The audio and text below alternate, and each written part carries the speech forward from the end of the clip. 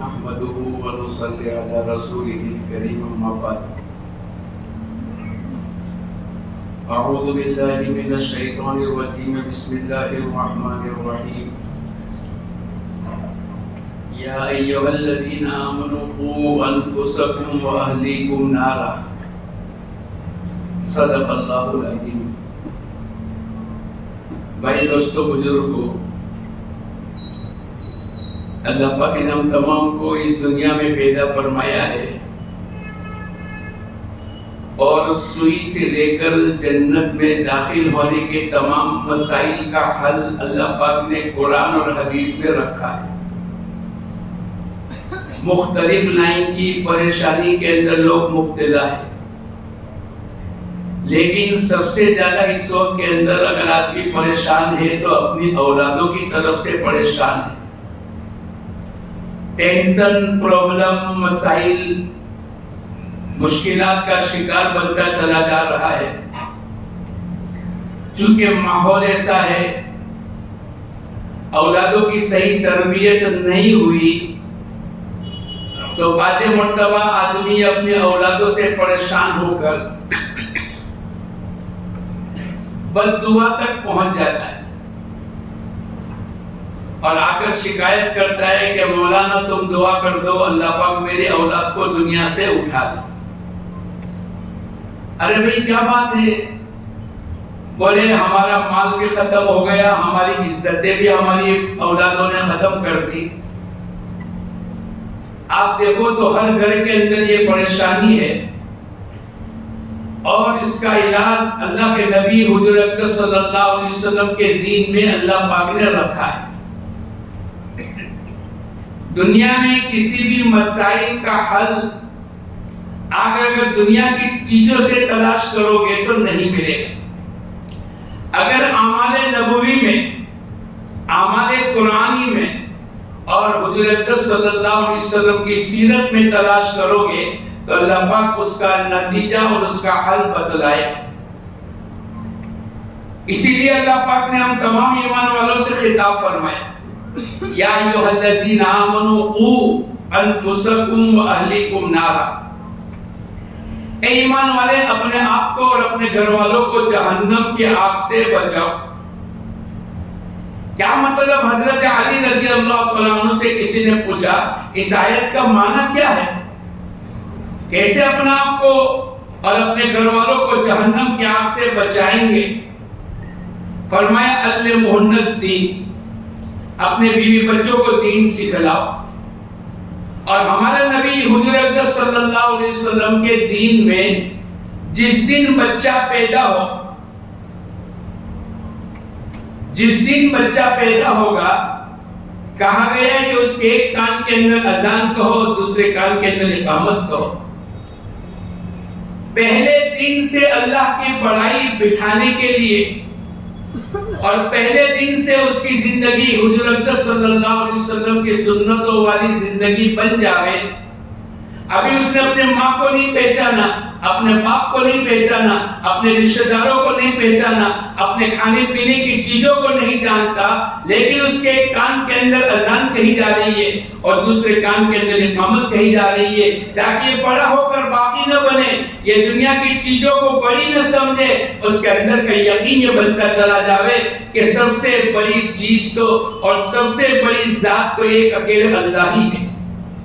باقی دنیا کی تمام چیزیں چھوٹی ہیں، میرے ماں باپ چھوٹے ہیں، میری اپنی جوانی کی طاقت چھوٹی ہے، میرا کارخانہ چھوٹا ہے، میری ملازمت چھوٹی ہے، میری فیکٹری چھوٹی ہے، اور سب سے بڑا اور سب سے بڑی جس کو دنیا اور انسانوں نے اللہ اکبر کے ذریعے سے لاکھوں کروڑوں مرتبہ کہا اللہ سب سے بڑے ہیں، اللہ سب سے بڑے ہیں، چار مرتبہ کہلوایا. خدا پاک کی قسم، ساری دنیا کے انسان، ساری دنیا کے فرشتے، ساری دنیا کے جنات اللہ کی بڑائی بیان کرنا چاہے اور کروڑوں ابدوں خرقوں مرتبہ اللہ اکبر کا نام لیوے، خدا پاک کی قسم میرا اللہ اس سے بھی بڑا.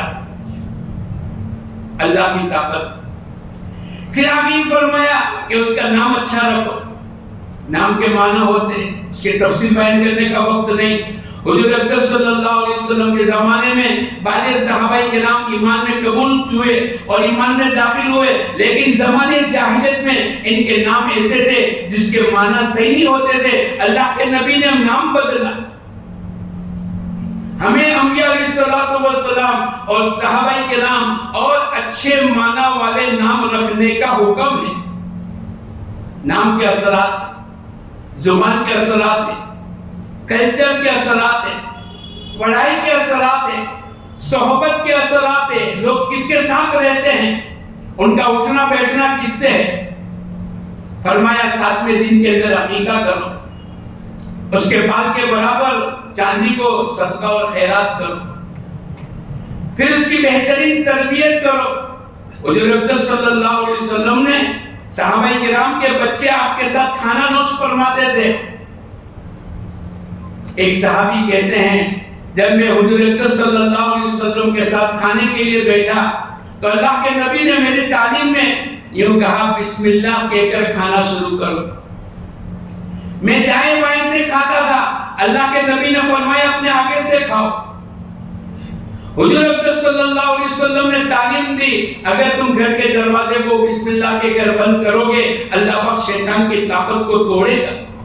اتنی بڑی بات ہے، ایک بسم اللہ کے نام کے ساتھ اگر کھانا شروع ہو جاتا ہے اس کھانے میں شیطان شریک نہیں ہوگا۔ جب کھانے میں شیطان شریک نہیں ہوگا وہ شیاطین کے اثرات کہاں سے آئیں گے؟ دودھ پلانے کے زمانے کے اندر باجی اللہ والے کہنے لگے، میں گیا اور میرے ہاتھوں پر لاکھوں لوگ بیٹھ ہوئے۔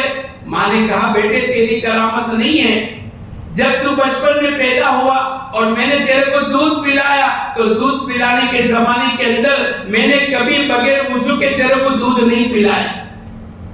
یہ تربیت ہے۔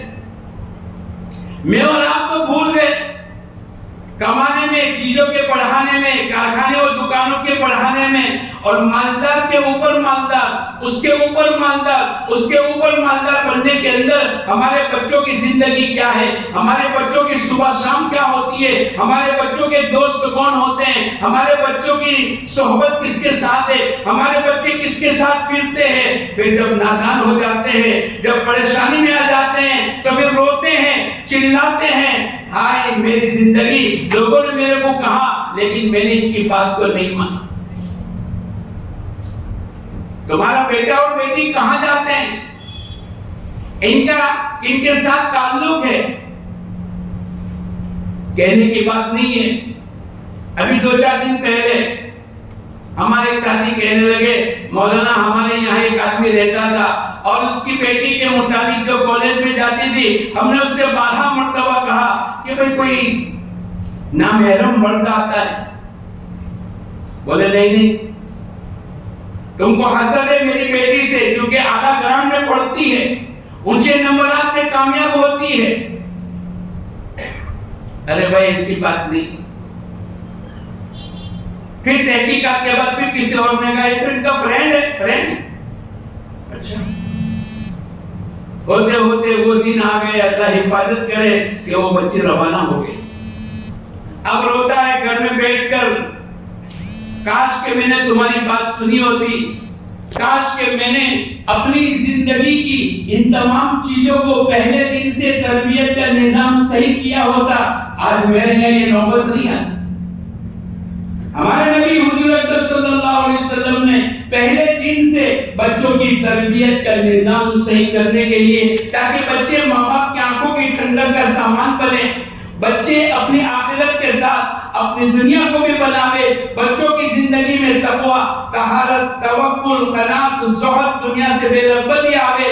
اب اس کی فکر کون کرے گا؟ یہ ماں باپ کے ذمے ہے۔ جب بچہ جوان ہو جاوے ماں باپ ان کی شادی کرا دے۔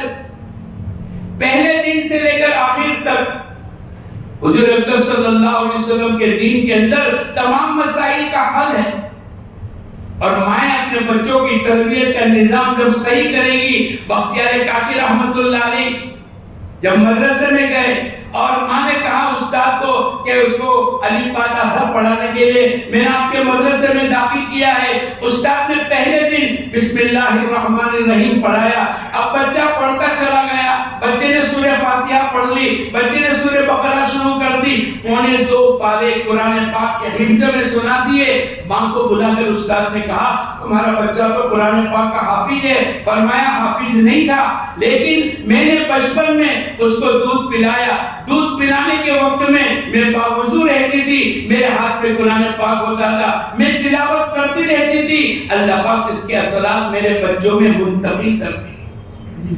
جب مائیں ناولیں لے کر بیٹھے گی، جب مائیں موبائل کے غلط باتوں کو سوچے گی اور اس حالت میں دودھ پلائے گی تو یہ بچہ نافرمان ہوگا، ورنہ بچے کی فرما برداری کی برکتیں اللہ نے قرآن پاک کے ذریعے سے بتلائی۔ اور اس یتیم کا قصہ اللہ نے قرآن پاک میں بیان کیا، موسیٰ اور خضر جب دونوں کے دونوں چلے ہیں اور ایک یتیم کے گاؤں میں آپ داخل ہوئے، گاؤں والوں نے ان کی کوئی مدد نہیں کی، ان کی اکرام نہیں کیا، ان کو کھانا نہیں کھلایا، لیکن وہاں ایک دیوار گر رہی تھی، اللہ پاک نے فرمایا اس دیوار کو صحیح کر دو۔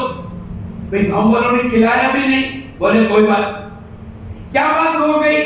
اللہ نے قرآن پاک میں ان کا تذکرہ کیا کہ ایک نوجوان یتیم بچہ ہے اور اس کے ماں باپ کا انتقال ہو گیا اور اس دیوار کے نیچے خزانہ چھپا ہوا ہے، رکھا ہوا ہے ماں باپ نے، اگر یہ دیوار گر جائے گی لوگوں کو پتہ چل جائے گا، اس کا خزانہ ختم ہو جائے گا، آپ دیوار کو صحیح کر دو۔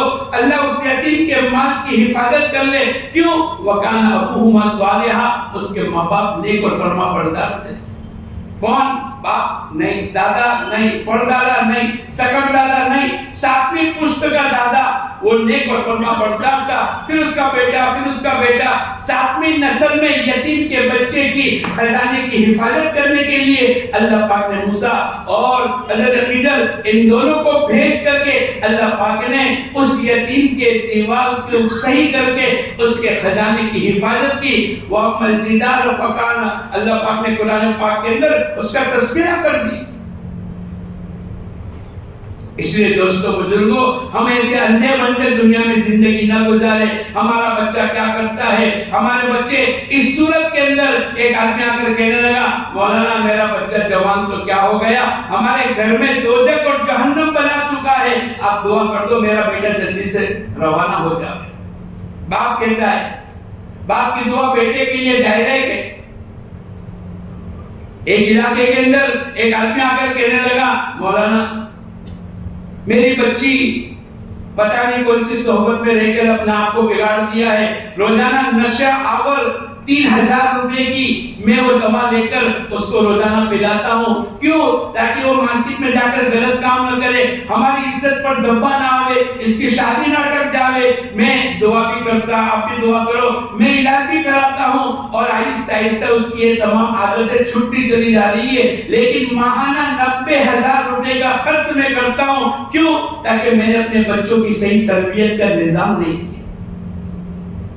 بھائی دوستو بزرگوں، بڑی فکر کرنے کی ضرورت ہے، اپنے آپ کو گھروں میں وقت دینے کی ضرورت ہے، گھر کے تعلیم کا عمل شروع کرانے کی ضرورت ہے، گھروں میں 6 نمبر کے مذاکرے کرنے کی ضرورت ہے، بچوں کی نگرانی کرنے کی ضرورت ہے۔ مال کے نشے کے اندر بھائی باپ دادا کی کمائی ہے اور کرائے آتے چلے جا رہے ہیں، اب بچہ 2 بجے اٹھتا ہے، بچہ 3 بجے اٹھتا ہے، بچہ 4 بجے دوپہر میں اٹھتا ہے، اب کیا کرے گا؟ رات کو 3 بجے سے پہلے اس کو نیند نہیں آئے، یہ نظام چل رہا ہے، اس کی تربیت کون کرے گا؟ اس کی نگرانی کون کرے گا؟ حضور اقدس صلی اللہ علیہ وسلم نے فرمایا تمہارا بچہ 7 سال کی عمر کی ہو جاوے اس کو نماز کا حکم کرو، 10 سال کا عمر کا ہو جاوے مار کر کے نماز پڑھا، نماز تو 15 سال میں فرض ہو۔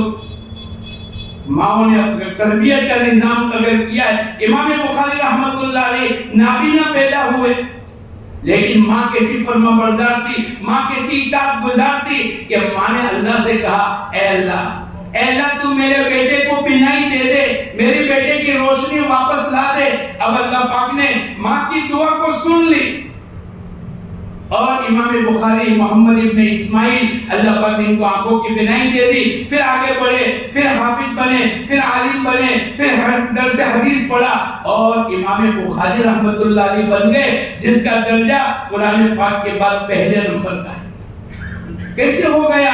ماں نے نظام کیا، ماں کی دعائیں، ماں کی تربیت۔ امام غزالی رحمت اللہ علیہ بہت بڑے اللہ والے، بہت بڑے خطیب تھے، بہت زیادہ انہوں نے کتابیں لکھی. دو بھائی محمد اور احمد. بڑے بھائی محمد امام غزالی جو محمد نام کے ہیں، ان کے چھوٹے بھائی احمد غزالی، دونوں حافظ بنے، دونوں عالم بنے. بڑے بھائی کسی مسجد کے امام صاحب بنے، بڑے اچھی تقریر کرنے والے، خطاب کرنے والے، لوگوں کو نصیحت کرنے والے. چھوٹا بھائی بھی دیندار ہے. بڑے بھائی کے پیچھے نماز نہیں پڑھ رہا، اکیلا نماز پڑھ رہا. بڑے بھائی نے آ کر یوں کہا امی سے، امی میرا چھوٹا بھائی میرے پیچھے نماز نہیں پڑھتا ہے، لوگ میرے کو کہتے ہیں کہ تو تو بڑا مقرر ہے، اور تو تو بڑا خطیب ہے، اور تو تو بڑا امام ہے، تیرے پیچھے تیرا بھائی نماز نہیں پڑھتا. آپ بیٹے بھائی کو سمجھا دو تاکہ میرا بھائی میرے پیچھے نماز پڑھے. ٹھیک ہے. ماں نے چھوٹے بیٹے کو بلایا، بیٹے اپنے بڑے بھائی کے پیچھے نماز پڑھنا شروع کر دے. ٹھیک ہے.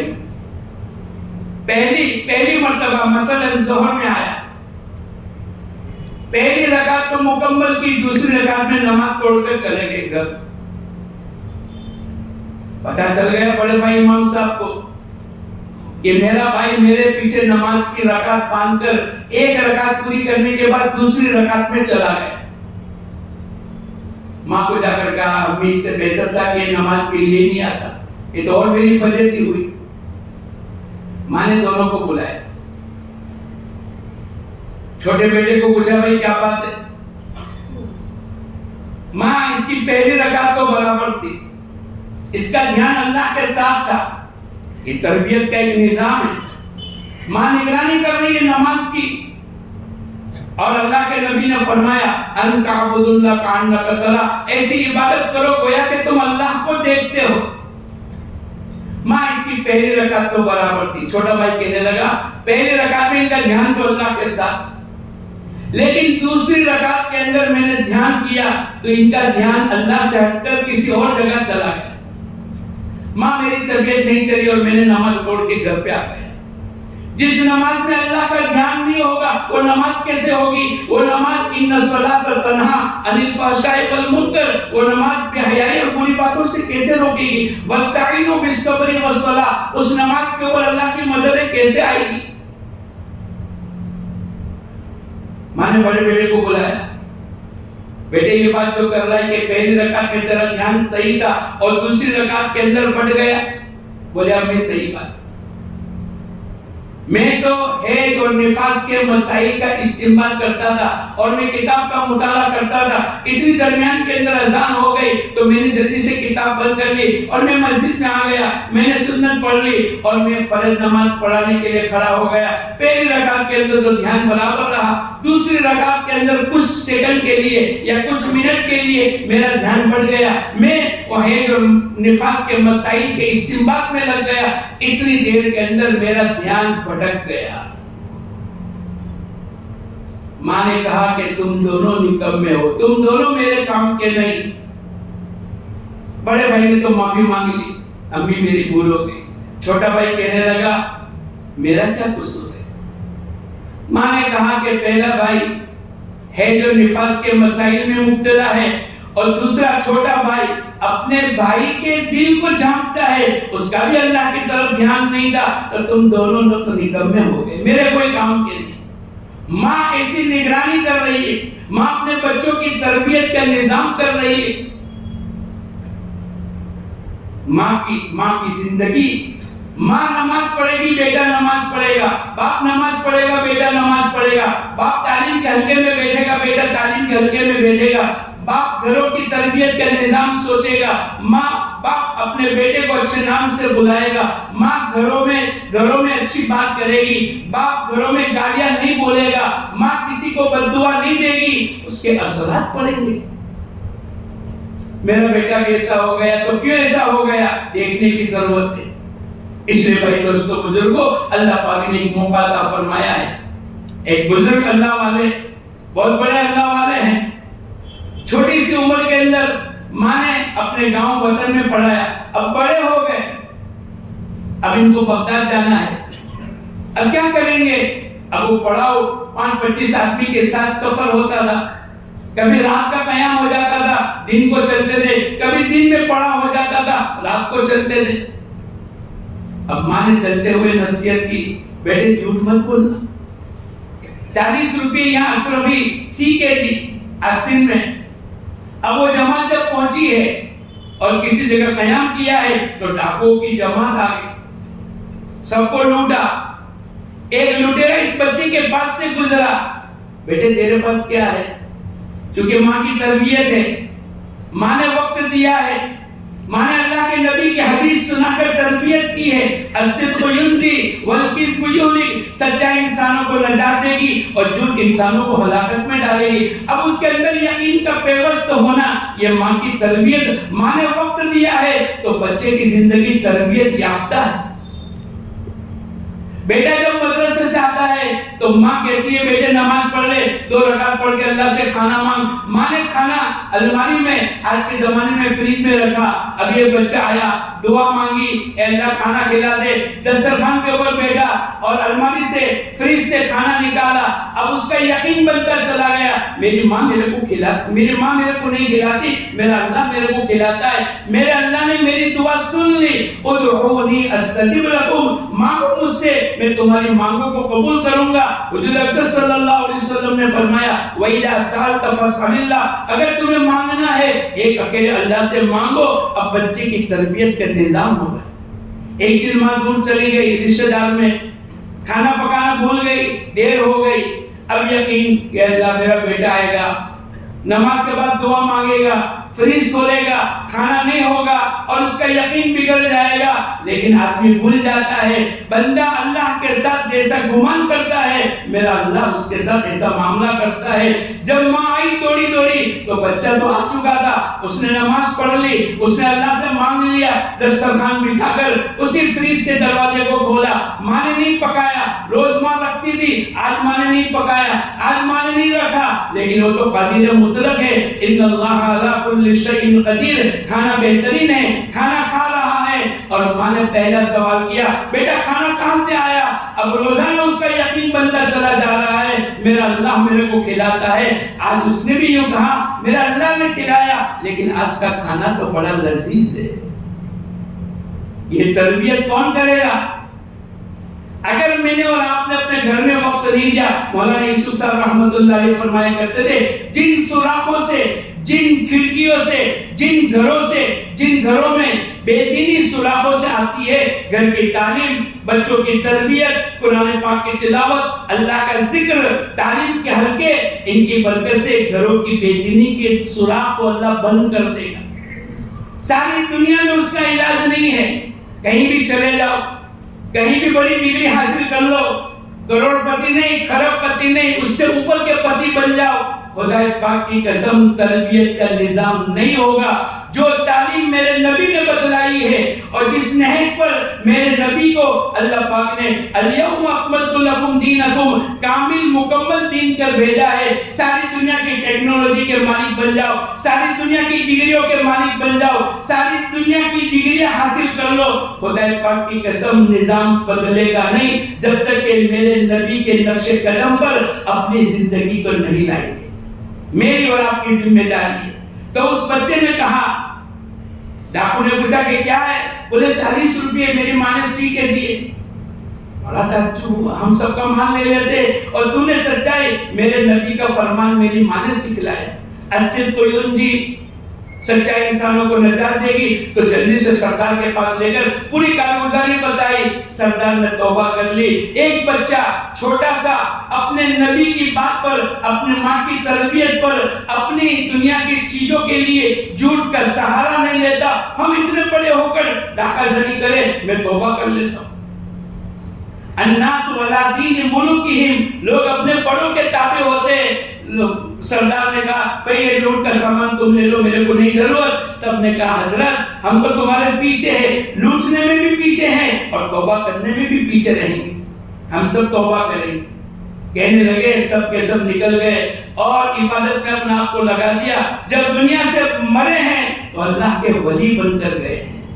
ایک بچے کی سچائی کے اوپر، ایک بچے کی ماں کی تربیت کا نظام صحیح کرنے پر اور بچے کی زندگی میں ایک حدیث الصدق ینجی والکذب یہلک، شیخ عبد القادر جیلانی رحمۃ اللہ علیہ کا یہ واقعہ ہے جس کو میں اور آپ گوشت پاک کہتے ہیں، ہماری زندگی کا سبق ہے۔